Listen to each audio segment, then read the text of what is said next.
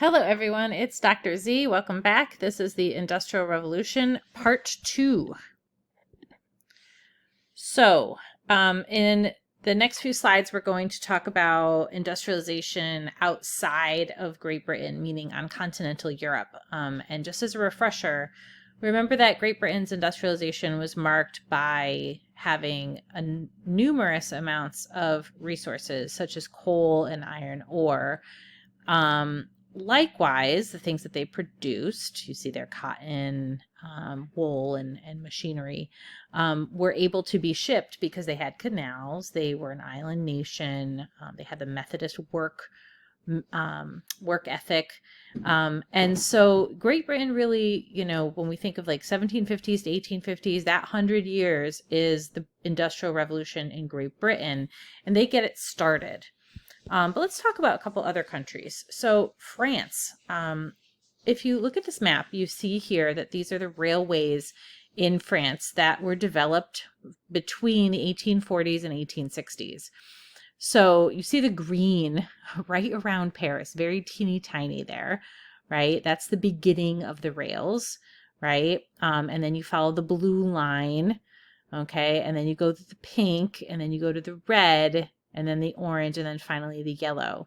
So in about 20 years, France gets connected more or less with these rail lines.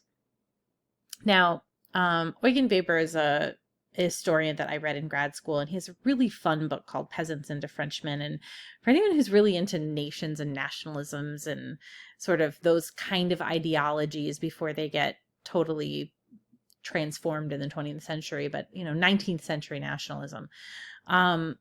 It's a great book for that, and I highly recommend it. But one of the things he says is that railroads connected people, meaning that people, for example, in Paris could then, find their way to another city, right? They could go down to Lyon and perhaps sell their wares there, and that people started traveling for business and other reasons. And that started to make people realize that they were part of a French nation. So you weren't just residents of Paris or residents of Lyon, but you actually were part of a greater thing, which was France itself. And that creates that feeling of the nation. Likewise, he also said that in this time period, compulsory military service and education created the need for people to use the national standardized French. So people were starting to communicate with each other more with the standardized language, and also then therefore to be able to feel more connected to other people and feel more French. All of this is to say that the idea of the French nation, along with French industrial production, which consisted mainly of luxury goods, think of silks and things like that, were developing at the same time in the 19th century. The German states, and Germany becomes a nation in the middle of the 19th century. But one of the things to think about, right, before Germany becomes a nation is that there's this thing called the Zollverein. And the Zollverein, as you see here, is a red line. And all it is an economic trade union. It's a bunch of German-speaking states. Some are Prussian, some are Austrian, some are, from other parts of Germany. And they say if they're within the Zollverein, they can trade with each other freely. It's a free trade agreement. What this does, and if you were to and I should have a map of this, but to transpose the map of the Zollverein with the map of modern Germany, you'll see that it's relatively close, right? So before Germany becomes a nation itself, this economic trade union during the industrialization of Germany really starts to make Germany feel more connected. Okay. And so, yes, we're talking about nationalism here in a discussion of the Industrial Revolution, because at this point in the 19th century, they start to go hand in hand, and we will dive well into nationalism, nations and nationalism in the next couple chapters. But for now, just recognize that the Zollverein was sort of a precursor to the German nation, but also a telltale sign of German industrialization.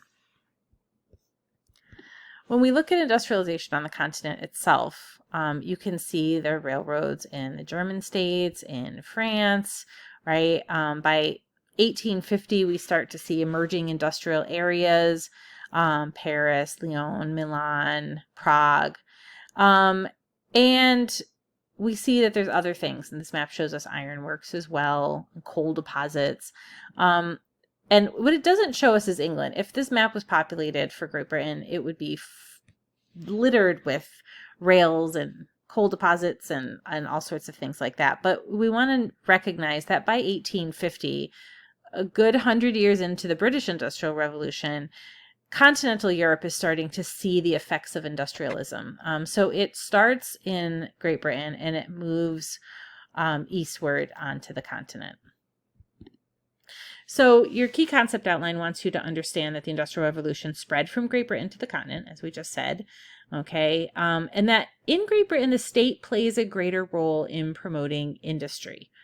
And they also want you to understand that France moved towards industrialization a lot more gradually than Great Britain did, with government support and with less dislocation of traditional methods of production. So France's Industrial Revolution is very much focused on luxury goods, things that are traditional to France, silks, wine, things like that.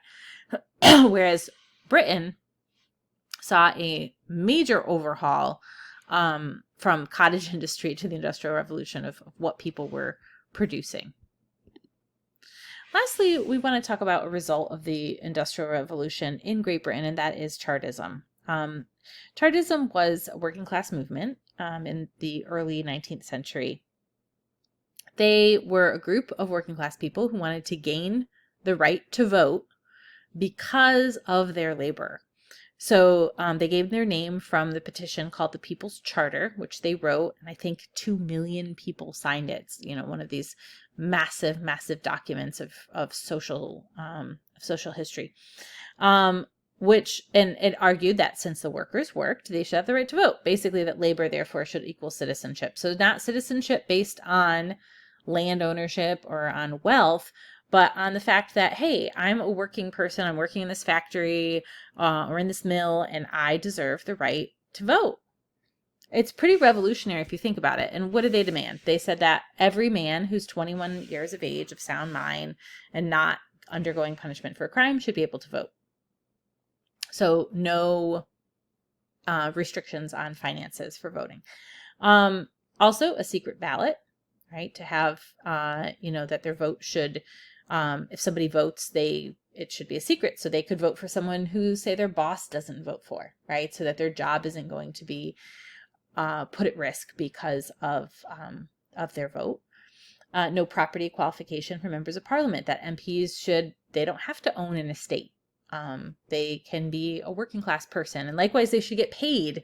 That's number 4, right? A working class person can't go and be an MP if it's a volunteer job because they have to feed their families. So, serving in the government should have a salary so that every single person, regardless of their economic background, can serve in the government. Number 5, equal constituencies, securing the same amount of representation for the same number of electors. This is sort of, for American students, this is sort of the balance.